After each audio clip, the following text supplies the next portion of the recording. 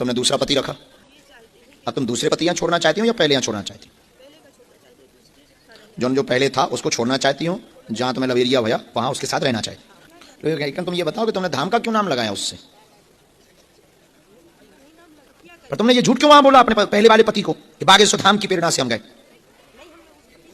अरे वही सब खबर भेजी, पति ने तुमको उल्टा सीधा भी कहा, धाम के नाम से भी गालियां बकी। अरे पहले वाले पति की बात कर रहे हैं जो जेल से निकला है। अरे तुमने खबर भेजी है, क्यों झूठ बोल रही तुमने धाम का नाम नहीं लगाया? काय को झूठ बोलती? हमें जब पूरी कहानी पता है। बच्चों से भी कहा तुमने फोन पे, बेटा से कहा तुमने फोन पे, अब बोलो, कहा? जवाब दो। फोन पे बेटा पे कहा, बात कही? बागेश्वर बांध के हमने यहाँ जीवन बनाया, बागेश्वर से आए हैं, बागेश्वर से हमने यहाँ जीवन बनाया। अब हम तुम्हारे साथ नहीं, हम तुम्हारे साथ नहीं रहना चाहते। ये भी तो आप मैटर बताएं, क्यों ऐसे पागल बन के गए? तो वही तो समझ नहीं आ रहा है कि तुम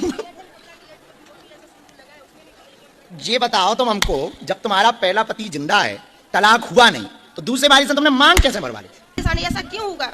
हम तो यही सोच सोच के मरे जाए कि ये जले खाक हो, क्या करें? ये तो बहुत बड़ी कहानी। बिल्ली के काजा से कारा कलंक, एक बार कलंक से कारा हुआ, फिर दूसरा कारा हुआ, फिर हम करें तो करें क्या? हमें दंड वंड नहीं देना है, हम आपको सिर्फ दो बातें कि आपको लगता है कि हम उल्लू हैं। हम इतने उल्लू बिल्कुल नहीं हैं।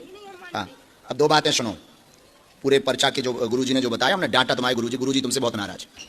सीधी बात ये, तुमसे भयंकर नाराज हैं, क्योंकि तुम ढिंगाने बहुत बताती हो।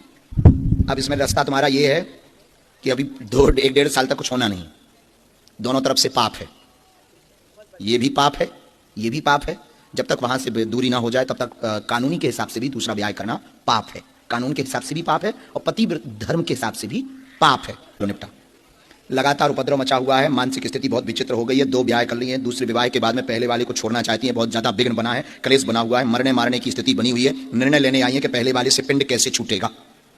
उनकी बुद्धि परिवर्तन होने में 2 वर्ष का समय लगेगा। कोई भी तंत्र मंत्र नहीं है, न इन चक्रों में पड़े। कोई प्रेत विद्या का प्रभाव नहीं है, न इन चक्रों में पड़े। तुम्हारे ऊपर भी कोई प्रेत बाधा नहीं है, और कोई प्रेत बाधा ने जाकर के तो उसे जो है मांग नहीं भरवाई। खुद की मति के कारण उसने मांग भरी, और तुम्हारी भी रजा थी, उसने मांग भरी। उसने भी कोई जबरदस्ती नहीं करी। ठीक है माता, कोई भी तंत्र मंत्र नहीं है, इस बात से सहमति हो? कोई संदेह है? हाँ, 1.5 साल तक अभी इंतजार करना है। भगवान तुम्हारा निराकरण करें, पर भाई तुम हमारे पिंड छोड़ियो, हमारा नाम ना लगाइयो। एक मंत्र हमने इसमें लिख दिया, नियम पालन पूरा करना है, बाकी भगवान राजी है। गुरुजी जो कहेंगे हम आपको, बाकी दूसरी जगह भी खुशी खुशी रहो जी। जाओ जगत जननी।